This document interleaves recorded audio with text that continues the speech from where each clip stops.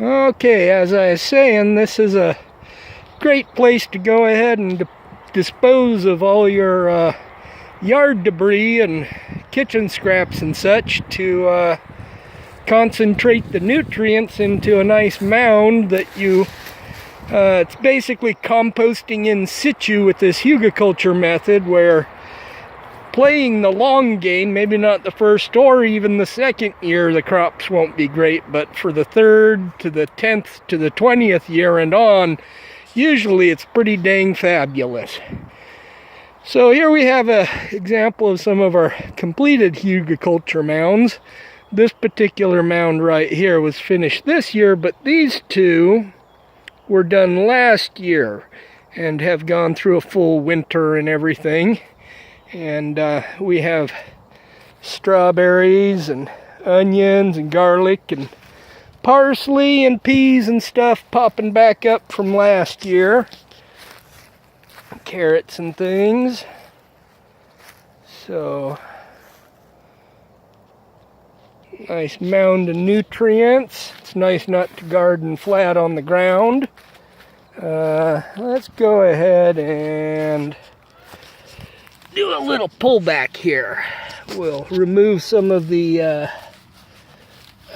what do you call it, mulch that's on here.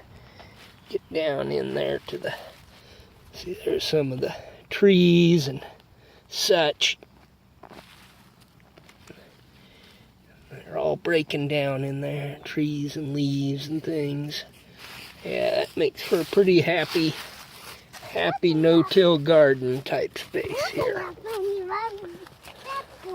Alright, so in materials that you might get out of your yard, like here I got a pile of coppices off of some deciduous trees. Now they're green and budding, so I'm not going to bury those until they go through the heat of summer a little bit to cook off, and the risk is putting them in the bottom of that hole. You could spring up a pile of trees, so it's best just to let them dry real good. You can go ahead and process them down into a neat little pile of sticks, but these deciduous trees that can regrow from a cutting, you don't necessarily want to bury them in your garden space. Now, if you accidentally do, all you got to do is keep cutting back the shoots. Eventually it'll lose its energy if you don't let it get any leaves and die back, and the problem will be over with, and then it'll rot properly in the ground. Conifer's great, you never have a problem with it sprouting, so it can be some of the green mulch you put right in the bottom. This is some trees I trimmed out last year that have, they're already starting to get moldy and stuff here with the mycelium, which is what you want to break down the lignin of the wood and to digest the minerals and calcium out of the sand in the soil to provide nutrients to your plants in exchange for sugars. It's the whole web of life microbe thing. So what I'll do next is throw this green down in.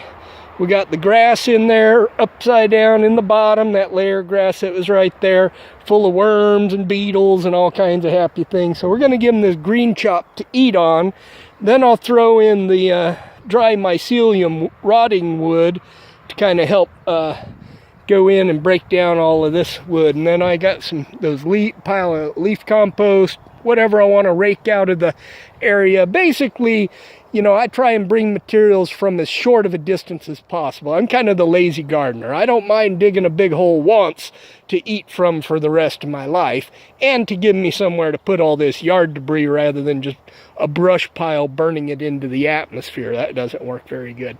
Now, I will be making me a nice bread oven, charcoal kiln kind of situation. It'll have a really wide grate spacing so that as I'm burning any yard debris, the carbon can fall through and land in a layer of water. Now that red hot coal, once the wood gases are all burned out of it, when it hits water, it kind of explodes into a bunch of little condominiums for microbes, which is the great thing about biochar. And I'll start putting some of that in the lasagna layers in this thing.